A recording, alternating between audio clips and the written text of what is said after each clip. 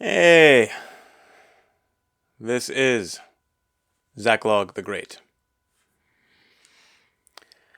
Anyone who's paying attention understands that the left in America hates white people.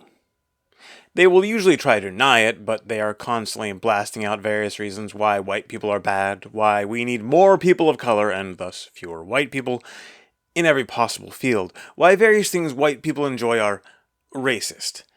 It's so obvious that it's hardly worth talking about. What fewer people are willing to address, though, is that mainstream conservatives in the US hate white people almost as much. I guess, if I want to be as fair as possible, I could say it's not that they hate white people. They just don't like us very much. But how could you say this? That's just ridiculous. When's the last time you heard a national level Republican politician say anything positive about white people specifically? When have you heard them appealing to white people?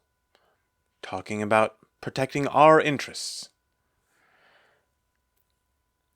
And yet, every one of them will work with Blacks for Trump or the Latino Republican Congress or whatever. Down to the last, they will cater to these groups, ask for their endorsement, talk about all the wonderful things Asians and Hispanics, and literally anyone except white people have done for this country. Average conservatives are pretty much the same. The fundamental problem is that they agree with the left that racism is terrible. They just slightly disagree on what exactly is racist.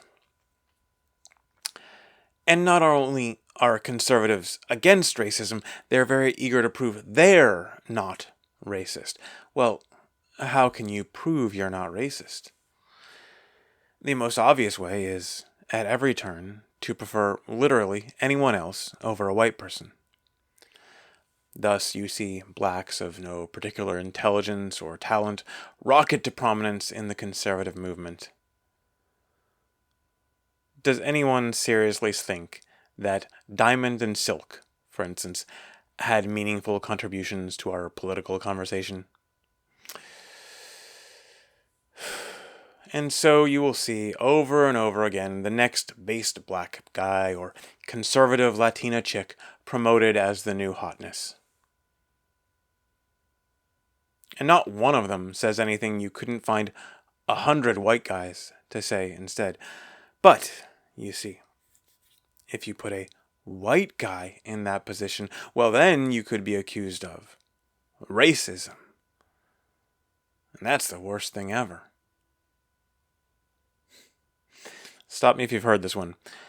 What do you call a black man at a conservative conference? The keynote speaker. To use myself as an example, I've been doing this for 8 years.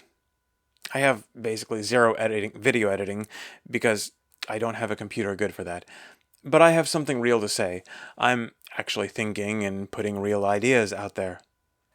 I also do far better poetry performances than almost any others out on YouTube.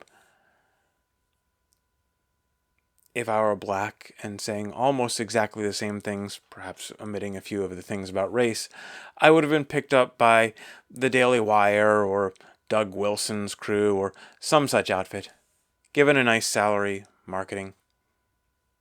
But, I'm just a boring old white guy. They can't use me as a shield against being called racist. And frankly, not being called racist is the most important thing to them.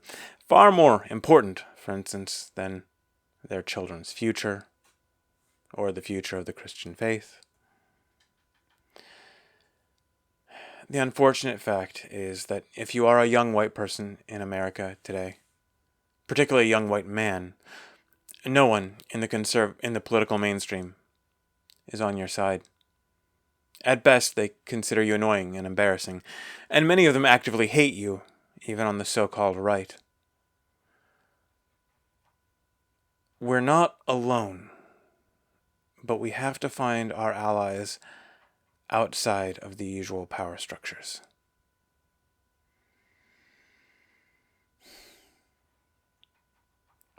God be with you.